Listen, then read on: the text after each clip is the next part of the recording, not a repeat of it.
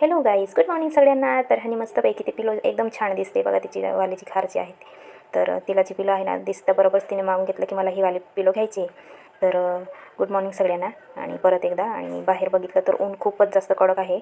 तर कधी कधी पावसाचं वातावरण पण होऊन जातं, कधी कधी परत ऊन काढते. ते आता सध्या तर तसंच चालू आहे इथं.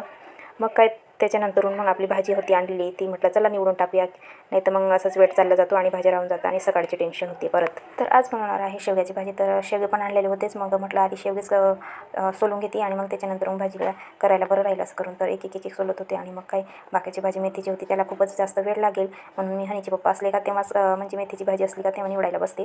तर दोघं जण असले का पटकन निवडली जाते आणि वेळ बी तेवढा लागत नाही. तर एकटं राहिलं तर जास्त वेळ लागतो, म्हणून मी पालेभाजी जे असतात ते हनीचे पप्पा असले का तेव्हाच निवडत असते. मग आधी हे करून घेऊयात, मग त्याच्यानंतरून मग परत अजून गिलके आणलेले होते, ते गिलके पण कापायचे होते मला तर सकाळीसाठी. तर सकाळी यांना गिलक्याची भाजी करून देते.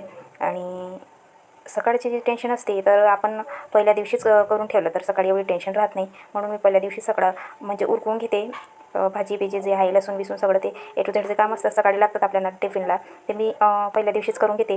तर शेंगदाणे भाजायला ठेवले होते इथं, तर सकाळीसाठी पण लागेल म्हणून मग म्हटलं चला थोडेसे जास्तच भाजून घेते आणि मिक्सरमध्ये फिरवून घेते असं. तर गरम गरमच होते, मग मला जोरात चटका लागला होता इथं. तर अशाच प्रकारे माझा पूर्ण दिवस गेला भाज्या बिज्यांमध्ये, सकाळची तयारी करण्यामध्येच माझा दिवस गेला बरं का.